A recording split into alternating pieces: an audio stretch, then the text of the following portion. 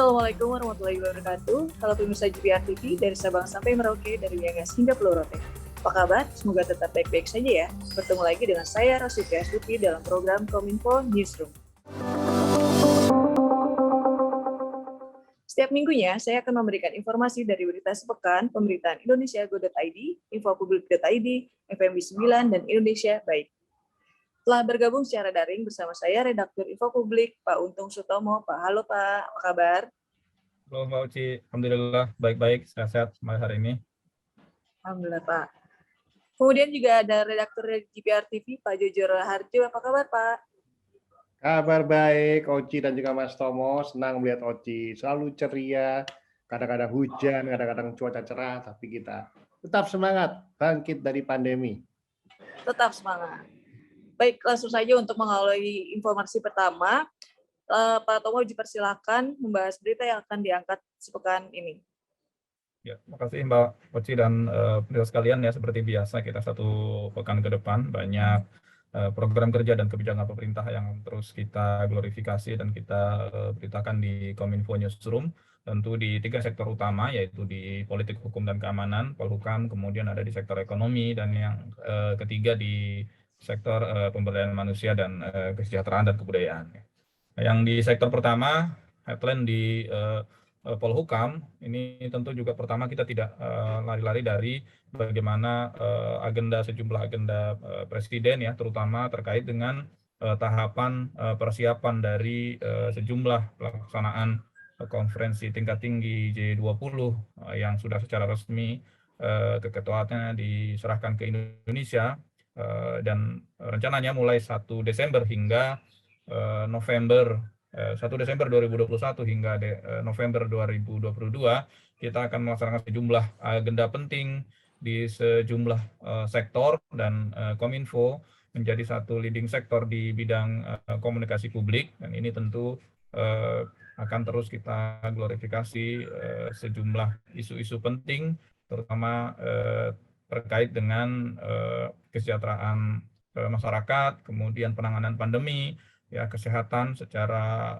nasional maupun global, kemudian kesetaraan vaksin ya di Indonesia, kemudian belum lagi terkait dengan kesetaraan gender, kemudian ada juga terkait isu-isu soal perubahan iklim yang terkait dengan upaya-upaya Indonesia untuk memastikan bahwa Indonesia berkomitmen untuk mengurangi secara signifikan emisi gas karbon, kemudian mengalihkan pembangunan energi dari energi yang tidak terbarukan menjadi energi baru terbarukan. Salah satunya adalah dengan secara pasti mulai tahun ini kita sudah memberhentikan tidak menerima proposal pembangunan pembangkit listrik tenaga uap. Kemudian juga masih terkait G20 juga terkait dengan COP26 ya, terakhir perubahan iklim, ini juga kita berkomitmen bahwa Indonesia akan terus melakukan restorasi lahan gambut, kemudian juga restorasi hutan mangrove ya, karena kita berkomitmen minimal di 35% hutan mangrove Indonesia sudah bisa pulih kembali untuk beberapa tahun ke depan. Nah, masih di sektor Polhukam, ini juga ada satu momen penting di bulan ini, menjelang akhir bulan November ini adalah Festival HAM ya. Ini juga pemerintah Indonesia menyatukan tekad bersama dalam satu tema, yaitu bergerak bersama memperkuat kebinekaan dalam inklusi dan resiliensi negara kesatuan Republik Indonesia. Kemudian di bulan ini juga ada Hari Guru. Nah, ini juga penting karena mengingat kita tengah berkomitmen bersama untuk memperkuat sumber daya manusia generasi muda kita dan generasi depan kita untuk bisa menyesuaikan dengan kondisi kebutuhan zaman yang makin begitu penuh tantangan ya, dari sisi teknologi terutama akibat dampak dari pandemi COVID-19. Nah, di bulan ini juga kita punya satu momentum penting terkait dengan perubahan iklim, yaitu Hari Menanam Pohon Indonesia yang terus akan dicanangkan oleh Presiden Jokowi rencananya di tanggal 28 November mendatang. Nah, Isu terakhir headline di sektor Polhukam itu tentu kita tidak lepas dari yang isu Papua ya. Selasa Papua akan terus kita glorifikasi bagaimana momentum Pekan Olahraga Nasional dan Pekan Paralimpiade Nasional yang baru saja selesai dilaksanakan di Papua ini betul-betul bisa menjadi momentum membuktikan bahwa Indonesia betul-betul NKRI, semua wilayah menjadi satu dalam program pembangunan nasional. Pelaksanaan di Papua membuktikan kepada dunia bahwa tidak ada alasan apapun bahwa Papua itu bukan bagian dari negara Indonesia, tetapi Papua adalah kita. Nah, itu jadi satu momentum penting ya. Kemudian yang baru saja berlangsung, ini kemarin kita baru saja menyaksikan satu event spektakuler ya, World Superbike 2021 yang menjadi seri pamungkas World Superbike dan dilaksanakan di Mandalika. Ini juga meskipun ada beberapa kendala cuaca salah satunya, tetapi itu adalah memang umum dimanapun bisa terjadi ya.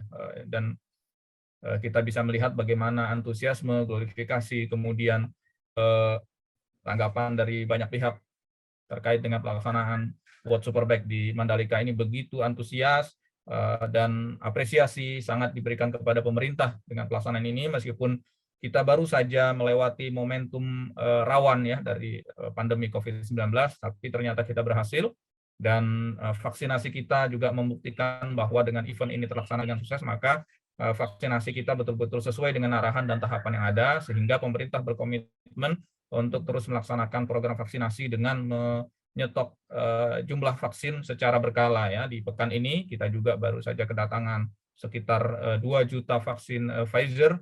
Dan di pekan ini juga kita akan terus kedatangan sejumlah tahapan stok vaksin. Nah, ini juga memastikan bahwa masyarakat harus segera melakukan vaksinasi bagi masyarakat yang belum menerima vaksin COVID-19. Nah, itu beberapa headline di sektor Polhukam, Mbak Oci. Untuk di sektor ekonomi, ini juga kita hingga akhir tahun masih akan terus mengglorifikasi bagaimana realisasi dari anggaran pemulihan ekonomi nasional yang terlihat sudah menimbulkan beberapa efek positif di beberapa sektor ya, bukan hanya di sektor otomotif, mulai dari pemberian intensif pajak, tapi juga di sektor UMKM yang sudah mulai bergerak di sektor digital, mereka beralih ke digital sehingga bagaimana anggaran ini betul-betul efektif membuat ketahanan ekonomi kita, meskipun masih ada kecenderungan kita terjun ke arah minus, tetapi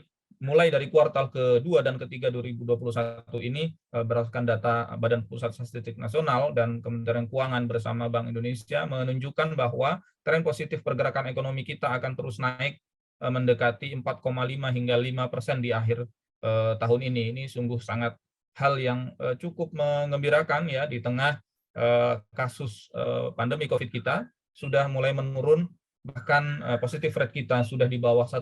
Ini tentu menjadi catatan penting, mudah-mudahan ini akan terus kita jaga.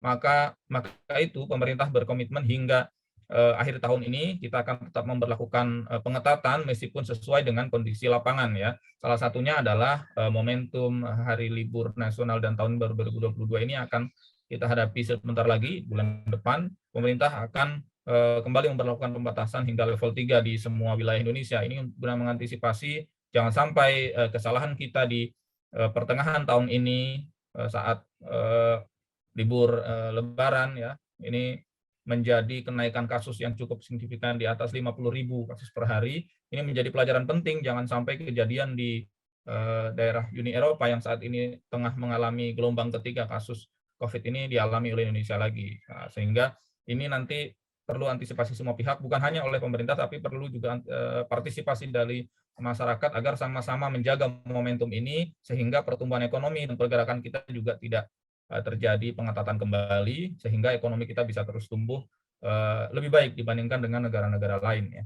Nah, itu di sektor ekonomi, Mbak Oci. Untuk di sektor PMK ini juga masih terkait dengan bagaimana upaya intensif pemerintah terkait dengan penanganan pandemi COVID-19 dan dampaknya. Tadi terkait dengan sektor ekonomi juga bagaimana kita memastikan stok vaksin kita tetap terjaga sehingga program vaksinasi kita dengan target di pertengahan 2022 mencapai 70 juta penduduk Indonesia sudah divaksin lengkap 1 dan 2, ini bisa tercapai sehingga kekebalan komunitas kita, herd immunity kita bisa tercapai. Tahun depan kita bisa mengakselerasi sejumlah pertumbuhan ekonomi hingga berdampak pada sejumlah pembangunan, bukan hanya di sektor infrastruktur tapi hingga ke sumber daya manusia, karena kita juga sudah tahu ya pembelajaran tatap muka terbatas sudah mulai berlangsung di menjelang kuartal keempat tahun ini dengan beberapa percobaan dan kemudian beberapa catatan yang dilakukan oleh pemerintah. Jika memang terjadi penularan yang cukup signifikan, maka segera dievaluasi. Nah, ini sejumlah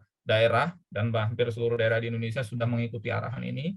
Mudah-mudahan ini momentum bisa kita betul-betul jaga sehingga loss learning dari kekhawatiran pemerintah terhadap generasi muda kita bisa teratasi. Nah, jadi PTM tatap muka mudah-mudahan yang meskipun terbatas masih tetap kita bisa laksanakan, di samping bahwa kita tetap menjaga bagaimana kasus COVID ini bisa tertekan ya. Salah satunya adalah protokol kesehatan yang terus kita terapkan di semua sektor, bukan hanya di sektor kita sendiri secara pribadi, tapi di semua sektor mulai dari kantor hingga area-area destinasi wisata. Karena jangan sampai di tengah kita setelah dilakukan pembatasan kemudian ada rasa jenuh dari kita sendiri, kemudian mencari daerah yang untuk berwisata misalnya, tapi mengabaikan protokol kesehatan. Makanya pemerintah terus melakukan pengawasan secara intensif di semua sektor ya, semua stakeholder yang terkait untuk bisa tetap melaksanakan protokol kesehatan ini secara ketat.